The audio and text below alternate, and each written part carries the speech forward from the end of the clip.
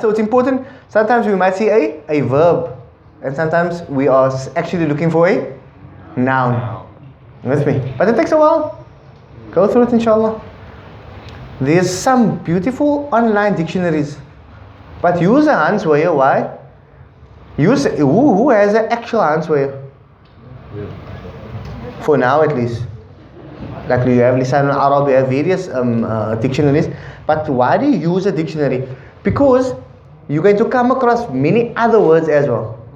So you page through it, take your time with it, and become familiar with the word. But now you use an online thing, you just press the button, that's the only thing that you see. Are you with me? But if you actually go through the book and you smell the book and you feel the book, it's a different experience. Alright? Was that clear? The explanation clear? Okay, Jamil.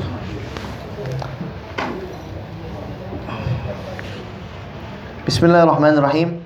وَمِن شَرِّ النَّفَّاثَاتِ فِي الْعُقَدِ. Explain quickly me. Can somebody just or can we just explain from the top again? قُلْ أَعُوذُ بِرَبِّ الْفَلَقِ. Translate.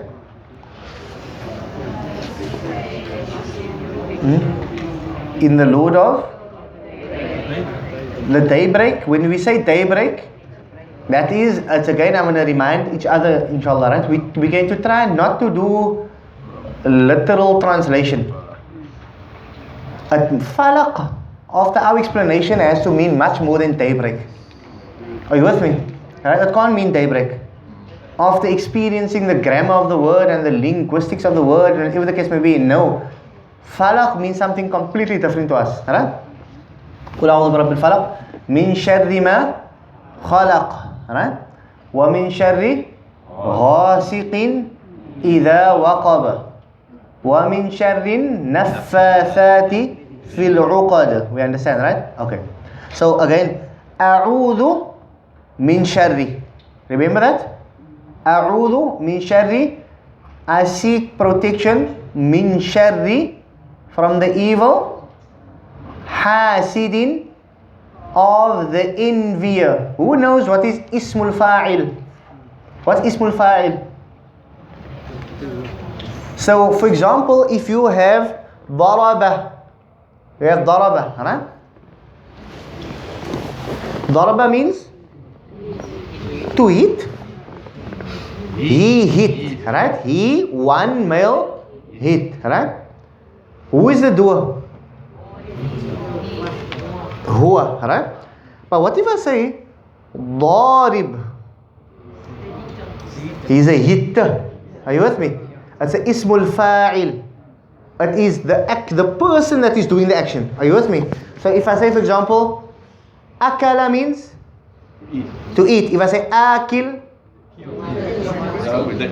the eater. Alright? If I say qatala, he create. Alright? If I say qatil, alright? So hasad means, and by the way, for the older people that say khazad, it's not khazad, right? It's hasad. So hasad means to envy, alright? Jealousy.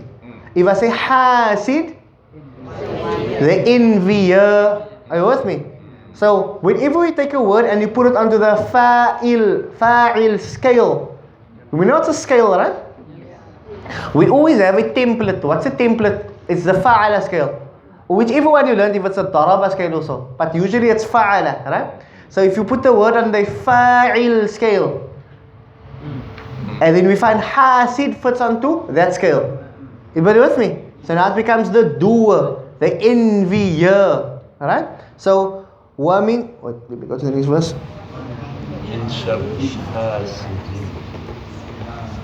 وَمِنْ شَرِّ حَاسِدٍ إِذَا حَسَدَ.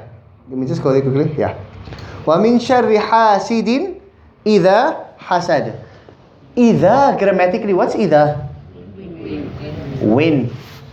That's translation. Grammatically. Okay, so basically, you have in Arabic, this is called Zarf Zaman. Zarf Zaman. Right? The technicalities we'll explain again. But basically, we have in Arabic certain tools or certain things which indicate time. Which indicate time. Then we have certain tools in Arabic which indicate place. And then we have certain tools also, adverbs, alright, that indicate a particular condition or space that they find themselves in. But with me, alright? But for now, this is over here is called Zarf Zaman. It indicates time. Are you with me? So, from the envier, which time? When they envy. Are you with me? Or when he or she envies. Are you with me? Can you feel the time in it? Alright? So Zarf Zaman, even though the translation is when, but grammatically this is Zarf Zaman. Zarf Zaman would act as a mudaf. Would act as a mudaf. So obviously if this acts as a mudaf, then the next word will be a mudafun ilay, will be considered as a mudafun ilay. And the hal and the condition for a mudafun ilay, not kasra, jar, majroor. Are you with me? Jar, majroor. Is everybody with me? Was that clear? Must I explain it again? Alright, Jamil.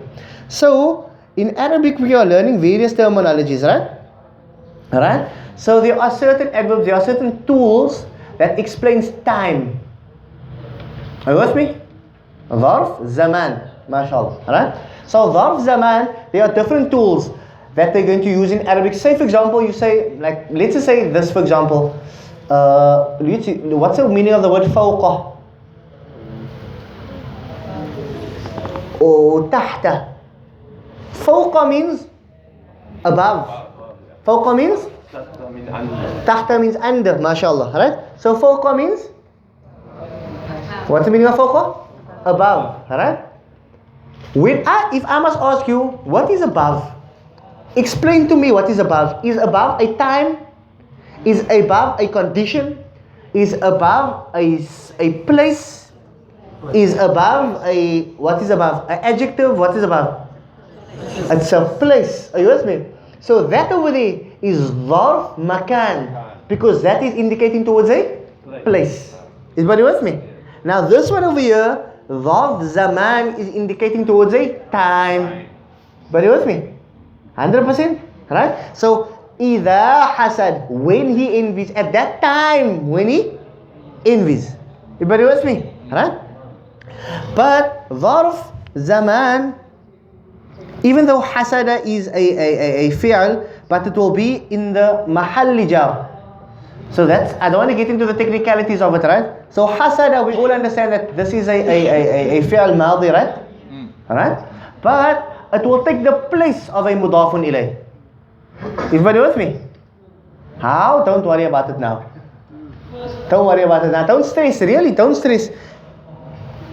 Whether you understand it now, you don't understand it, it's fine. Must I explain it again? No? Yes.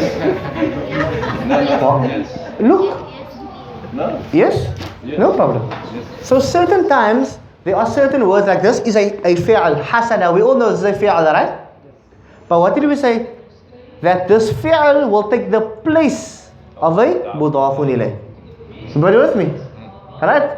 So even though it is hasada, but it will be considered a mudafun ilay. So don't stress too much about it. When, it doesn't matter. We'll get there one day. Everybody with me? Is it clear? Okay. Bismillah ar-Rahman ar-Rahim. Wa min sharri hasidin idha hasada.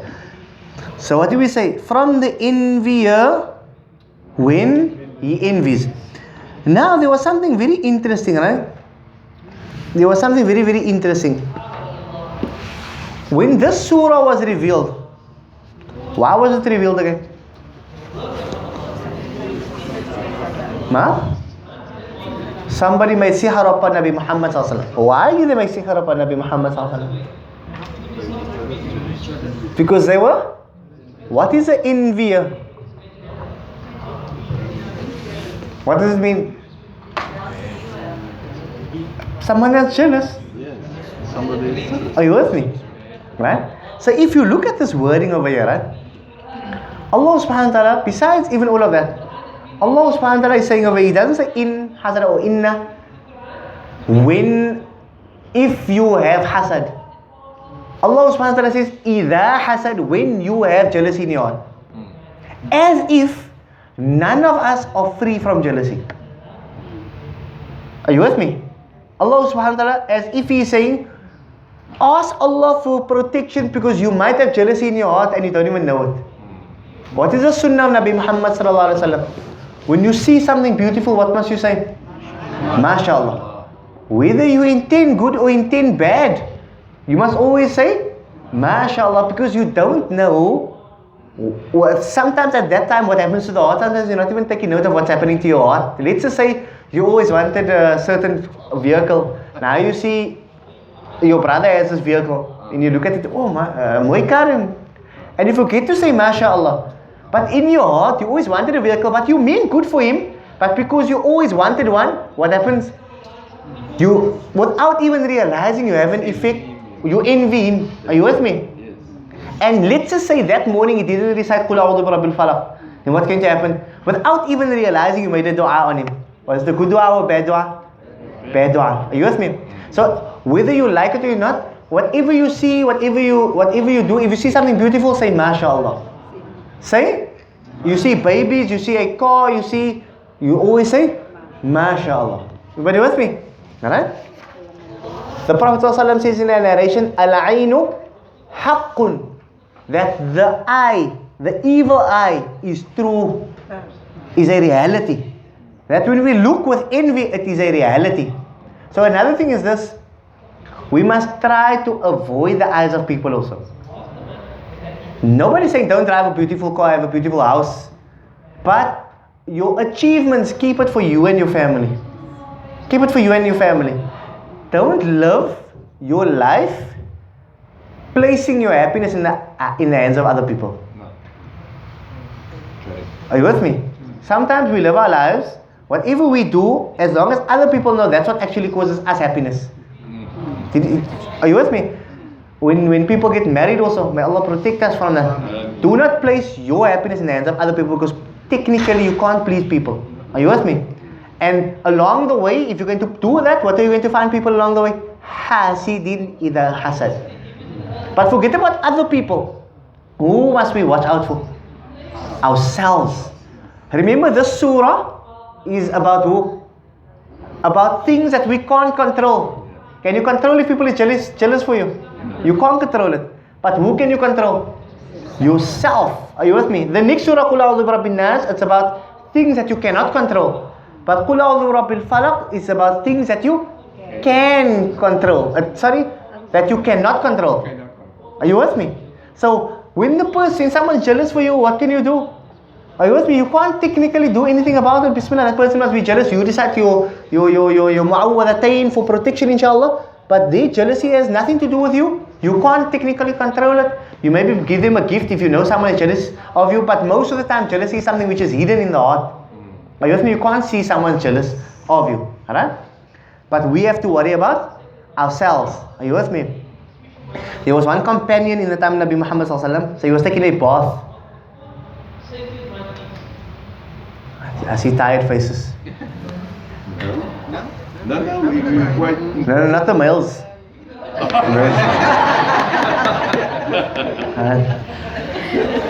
Hassan, we almost finished with the surah, inshallah. We almost finished. Oh, verse. No, we're tired. I went to go sleep 2 o'clock last night.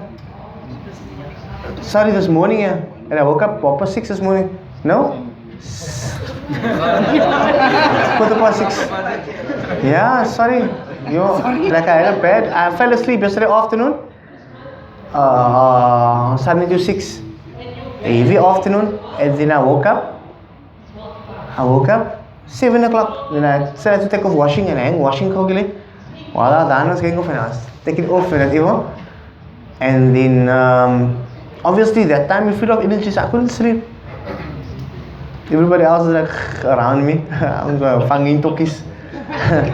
So I know when people is feeling a bit tired, don't worry. And it feels a bit hot in this class as well.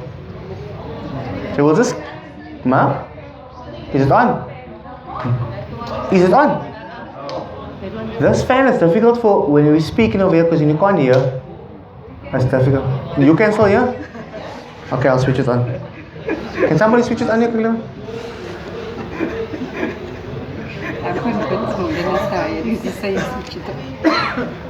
No, I don't like a fan technically.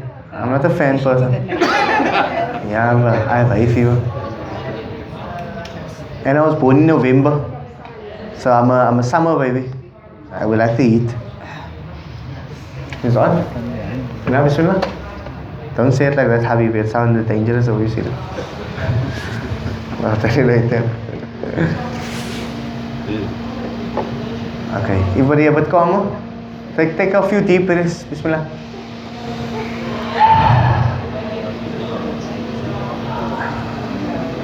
Okay, we will be. Bismillah ar-Rahman ar-Rahim. Yeah, so there was this companion who was taking a bath, right?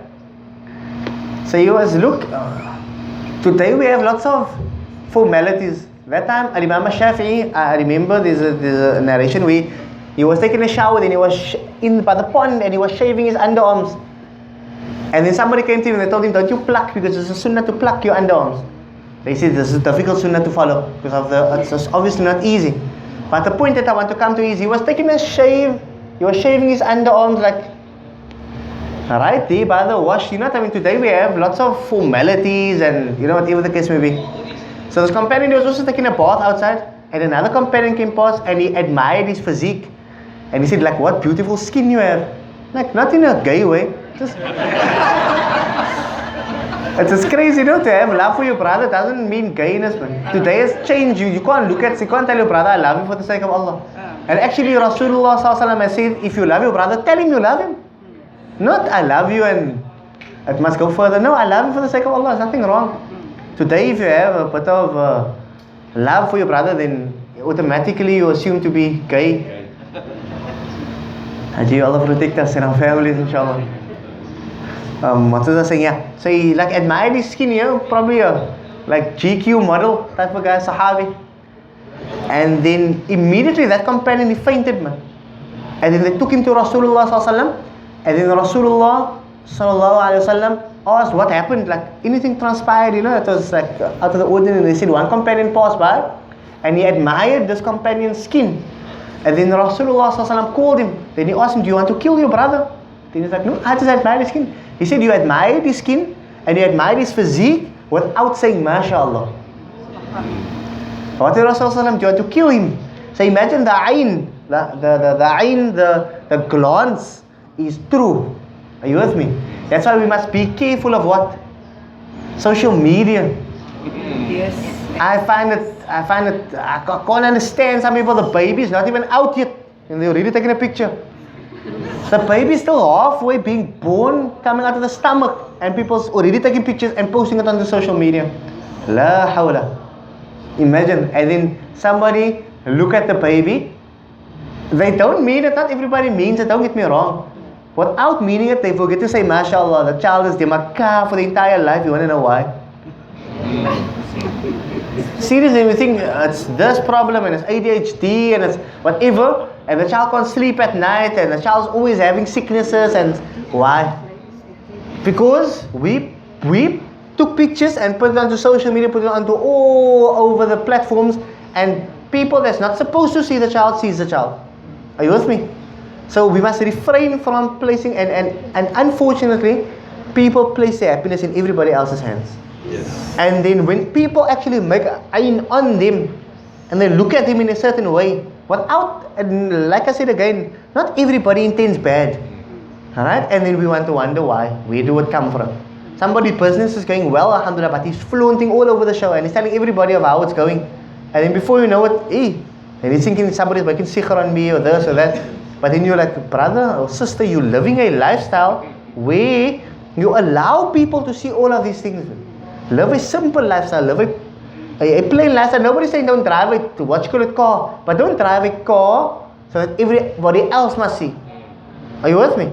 And then you're going to get 1-2 people that's going to see it and they're not going to say MashaAllah. And then way to from there, and it might be that Allah subhanahu wa ta'ala causes that the effect of the ayn has an effect on you. Allah subhanahu wa ta'ala grant us understanding. We don't have time to speak about good envy and bad envy. There is good envy as well. There is good envy, but we don't speak about that. Because most of the time, the bad envy overpowers the good envy. Most of the time. May Allah subhanahu wa ta'ala make us of the people who our hearts are pure. Inshallah, we don't have these type of sicknesses in our heart.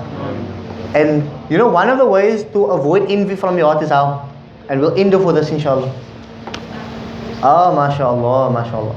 So sometimes you see good in other people, correct? And sometimes you don't have it. Right? Make dua for that person. May Allah increase you in that. Because shaitan will manipulate any feeling that you have in your heart. Shaitan is a master manipulator. You only afterwards you realize, in certain places, for example, like they speak about like in American countries, in the European countries, the terrorists watch. They always go into people. Then they find out who found the terrorist watch is most of the time the neighbors, with in-laws, or stuff like that, because of jealousy. So sometimes jealousy, what can happen? It can lead to crazy things, and it can what you call it, your judgment. It can cloud your judgment. If you look in the time of Nabi Muhammad sallallahu alaihi wasallam, when they were jealous, what did it lead to? Just think about it. Where did it stem from? Jealousy led to arrogance, led to kibr, led to pride, led to them not accepting Islam, eventually leading to them dying without iman. But where did it come from? Jealousy. So if some of us, we might have it more than others, but we need to work on it, make dua for other people, and inshallah it will go away. Not only dua in their faces, at night make a special dua for them. Allah grant him this, grant him that, and it's going to be heavy on your nafs. Imagine making dua, Ya Allah grant this and that, but you're like, yo, I don't like that person. But Allah grant him goodness, man. Ya Allah, I want Jannah for them, I want this for them. Oh Allah, grant him more than what they have. Oh Allah, grant him this, grant him that. The malaika will make dua for us, but it will purify our hearts from any type of malice. Because at the end of the day, who walks around with the baggage? Them. If you're jealous of them, you don't like them, who walks around with the baggage? Them. You walk around with the baggage. And at the end of the day, do you want to walk around till your end? Then you want to say, Ya Allah, you know what? I want to call all my family in now. I want to die in peace. Why couldn't you live in peace? Now you want to leave everything. Listen here, forgive me. I forgive you for everything. And now you want to leave. I want to leave peacefully. Imagine you carry that baggage for your whole life till the end. That's madness. Can you imagine that all that baggage, that burden, you feel, down. Now imagine we start now, we say, you know what, Bismillah, we start making dua for people. We leave that baggage, that hasad, that jealousy, that hatred, that animosity, that pride. We just leave it behind and we carry on like that. Can you imagine what a easy, good life you will lead? No, imagine. Always worrying, I wonder if they're selling Perla Moon next door. That's why they're always having a new car. Allah forgive us, inshallah. Any questions before we conclude? Are there any questions? Remember, with the grammar, we're going to go very, very slowly. We're going to go very, very slowly. Don't feel overwhelmed. Don't stress. If you understand it now, don't worry also. I remember there's a guy, towards the end of his studies, he only understood grammar. So don't stress, it will come eventually afterwards, man. The grammatical language and like that. But we'll just go slow, we'll highlight those things that we already spoke about. And, like a'udhu min sharri, just so that we become used to it, inshallah. Right? Any questions before we conclude? Next week, inshallah, we start Surah Waqi'ah. We'll probably take a couple of years of it. But you'll see what happens, inshallah. Subhanallah wa bihamdi, subhanakallahumma wa bihamdika nashhadu an la ilaha illa anta nastaghfiruka wa natubu ilayk. Subhana rabbina rabbil izzati amma yasifun wa salamun ala al-mursalin walhamdulillahi rabbil alamin.